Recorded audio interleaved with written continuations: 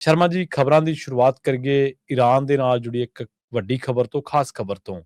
Iran ਨੇ ਭਾਰਤੀ ਬੇੜਿਆਂ ਨੂੰ ਜਿਹੜਾ ਰਸਤਾ ਦੇਣਾ ਤੈਅ ਕੀਤਾ ਜੀ, ਇਹਦੇ ਪਿੱਛੇ ਕਾਰਨ ਕੀ ਹੋ ਸਕਦਾ? ਪ੍ਰਵੀਨ ਜੀ, ਜੀ ਖਬਰ ਇਹ ਭਾਰਤ ਦੇ ਹਵਾਲੇ ਨਾਲ ਬੜੀ ਤਸੱਲੀ ਬਖਸ਼ ਹੈ। ਜੀ ਜੀ। ਅਸਲ ਦੇ ਵਿੱਚ ਜਿਸ ਤਰ੍ਹਾਂ ਦੀ ਸਥਿਤੀ ਪਿਛਲੇ 13-14 ਦਿਨਾਂ ਤੋਂ ਬਣੀ ਹੋਈ ਸੀ, ਉਸ ਨੇ ਭਾਰਤ ਦੇ ਵਿੱਚ ਜੋ ਹਾਹਾਕਾਰ ਮਚਾਈ ਹੈ ਔਰ ਸਾਡੀ ਸਰਕਾਰ ਦੀ ਨਲਾਇਕੀ ਦਾ ਜਿਸ ਤਰ੍ਹਾਂ ਪ੍ਰਗਟਾਵਾ ਕੀਤਾ, ਮਤਲਬ ਭਾਰਤ ਸਰਕਾਰ ਇਸ ਹਾਲਾਤ ਦੀ ਸਾਹਮਣੇ ਹੋ ਕੇ ਜ਼ਿੰਮੇਵਾਰੀ ਲੈਣ ਲਈ ਵੀ ਤਿਆਰ ਨਹੀਂ।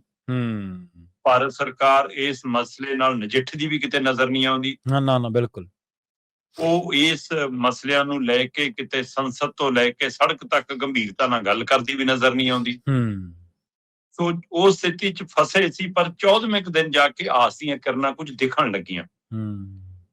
ਉਹਦੇ ਵਿੱਚੋਂ ਕਾਫੀ ਤਰ੍ਹਾਂ ਦੇ ਪਹਿਲੂ ਨੇ। ਇੱਕ ਪਹਿਲੂ ਇਹ ਵੀ ਹੈ ਕਿ ਅਮਰੀਕਾ ਦੇ ਹਵਾਲੇ ਨਾਲ ਕਿਹਾ ਗਿਆ ਜੀ ਕਿ ਜਿਹੜਾ ਵੀ ਮੁਲਕ ਹੁਣ ਰੂਸ ਤੋਂ ਤੇਲ ਲੈਣਾ ਚਾਹੁੰਦਾ ਸੀ, ਦੇ ਦਿੰਦੇ ਆ ਜੀ ਮਨਜ਼ੂਰੀ। ਇਹਦਾ ਮਤਲਬ ਕਿ ਅਮਰੀਕਾ ਨੂੰ ਇਹ ਲੱਗ ਰਿਹਾ ਕਿ ਇਸ ਮੌਕੇ ਦੁਨੀਆ ਭਰ ਦੇ ਵਿੱਚ ਜੋ ਮੁਸ਼ਕਲ ਖੜੀ ਹੋ ਰਹੀ ਹੈ ਉਹਦੇ ਲਈ ਵਿਲਨ ਮੈਂ ਬਣ ਰਿਹਾ। ਸਹੀ ਹੈ ਕਿ ਹੁਣ ਉਹਨੂੰ ਇਹ ਸਮਝ ਆਉਣ ਲੱਗੀ ਹੈ ਕਿ ਕਿਤੇ ਇਹ ਨਾ ਹੋਵੇ ਸਾਰੇ ਮੇਰੇ ਹੀ ਖਿਲਾਫ ਹੋ ਜਾਣੇ, ਇਸ ਲਈ ਕੋਈ ਹੋਰ ਰਸਤਾ ਮੈਂ ਖਿਲਾ ਦਿਆਂ।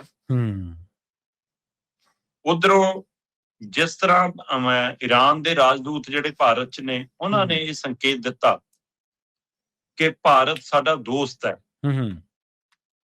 ਇਹ ਸ਼ਬਦ ਕਿੱਥੋਂ ਆਏ?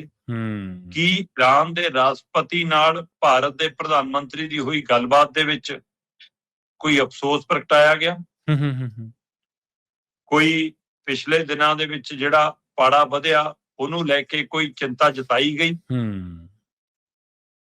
ਚਲੋ ਜਨਤਕ ਨਾ ਸਹੀ, ਕੋਈ ਅੰਦਰ ਬੈਠ ਕੇ ਕੁਛ ਕਬੂਲਿਆ ਗਿਆ ਕਿ ਕਿੱਥੇ ਸਾਤੋਂ ਕੁਤਾਹੀ ਹੋ ਗਈ। ਸਹੀ। ਕੀ ਹੋਇਆ ਜੀ? ਉਸ ਤੋਂ ਬਾਅਦ ਇਹ ਸਥਿਤੀ ਬਣੀ।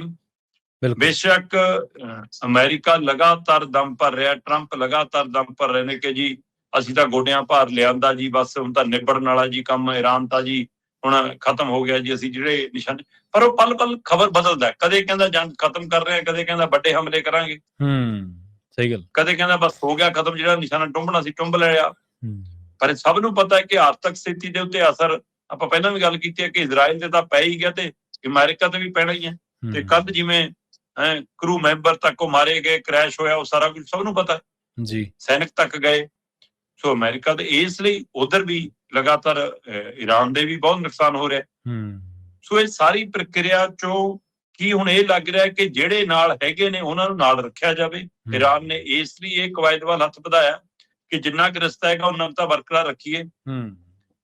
ਸੋ ਉਹਦੇ ਵਿੱਚੋਂ ਪਹਿਲ ਕਦਮੀ ਹੈ। ਜਾਂ ਪੰਜਾਬੀ ਇੱਕ ਜਹਾਜ਼ ਦੇ ਕਪਤਾਨ ਨੇ ਜਿਵੇਂ ਜੀ ਆਪਣੀ ਸੂਝ-ਬੂਝ ਤੇ ਹਿੰਮਤ ਨਾਲ ਇੱਕ ਤੇਲ ਦਾ ਟੈਂਕਰ ਉੱਥੋਂ ਕੱਢ ਕੇ ਲਿਆਂਦਾ, ਤੇਲ ਦਾ ਬੇੜਾ ਜਿਵੇਂ ਉੱਥੋਂ ਕੱਢ ਕੇ ਲਿਆਂਦਾ ਹੈ ਨਾ, ਕਿ ਉਹਨੂੰ ਰਡਾਰ ਤੋਂ ਹਟਾ ਕੇ, ਉਹਨੂੰ GPS ਤੋਂ ਹਟਾ ਕੇ, ਉਹ ਪੁਰਾਣੀ ਤਕਨੀਕ ਹੈ ਕਿ ਚੰਨ ਸੂਰਜ ਦੇ ਹਿਸਾਬ ਨਾਲ, ਤਾਰਿਆਂ ਦੇ ਹਿਸਾਬ ਨਾਲ ਅੰਦਾਜ਼ਾ ਲਾ ਕੇ ਉਸ ਏਰੀਏ ਚੋਂ ਕੱਢ ਕੇ ਜਦੋਂ ਭਾਰਤ ਪਹੁੰਚੇ ਤਾਂ ਇਹਦੀ ਖਬਰ ਖੂਬ ਚੱਲੀ।